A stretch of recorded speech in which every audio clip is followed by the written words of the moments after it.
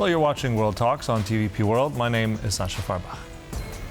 French President Emmanuel Macron arrived in India on Monday, seeking to strengthen defense and technological ties, including a potential Rafale fighter jet deal. At the same time, several Europeans like Germany, France and Poland are debating a new kind of nuclear deterrence and strategic autonomy. We now discuss all this with Benjamin Sibille, CEO and founder of the Collective for a European Civic Service. Good to have you on TVP World. Let's jump right in.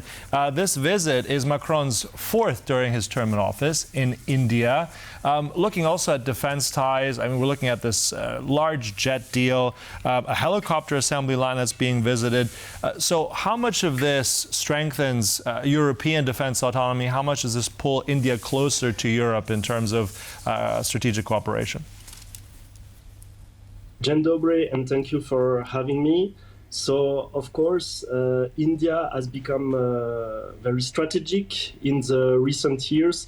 We must remember that it's the most populous country of the world, so, of course, a very important one.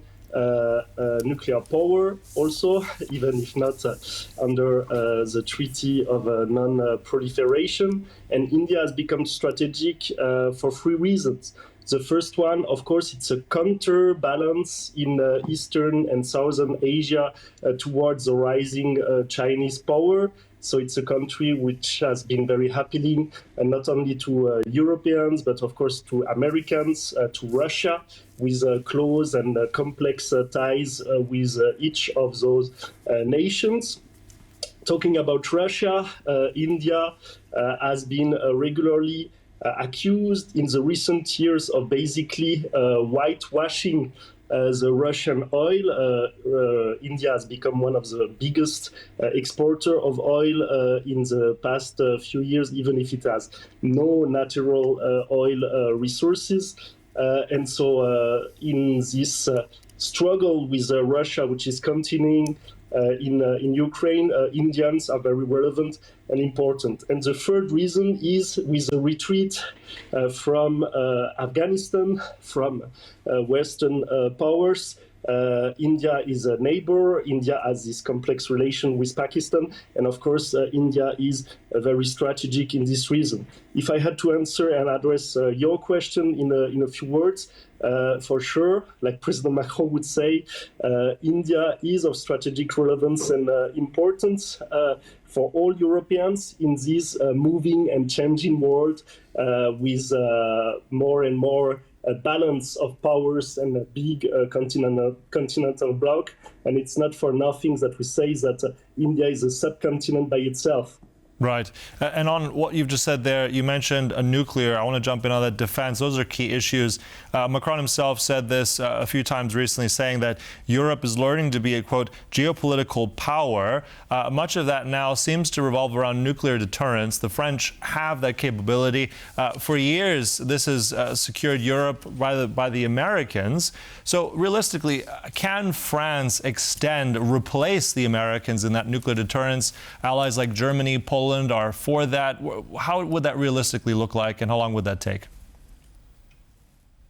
So the traditional strategy of France regarding nuclear power, and the very reason why it was acquired at first during the time of General de Gaulle, but also prepared after post-World War II, was two big reasons. First is, of course, the necessity, and I think all of us Europeans do understand this, especially in Poland, the necessity of being able to guarantee its security, whatever happens. If you look at what was the situation before World War II, France had one of the first army of the world. It had strategic alliances with countries like Great Britain and the United States, and still it fell towards Nazi aggression. So after World War II, the idea in France was to say, okay, we need to be able ourselves, not someone else, ourselves,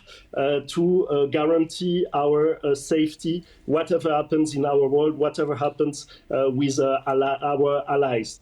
And the second thing is, in the same mindset, General de Gaulle decided that France was to be able not to be a big nuclear power. It never had a stockpile similar to what Americans or Russian or Soviets had during the Cold War, but it was able to basically deter any aggression by guarantee the destruction of the biggest city and most populous territory of a potential aggressor. Currently, France are more or less 300, 400 nuclear heads. It has the full arsenal, not a land capacity. It has not intercontinental missiles, but it has, of course, submarines, which are more or less undetectable. 4 of them right now basically going on in different parts of the world in order to be able to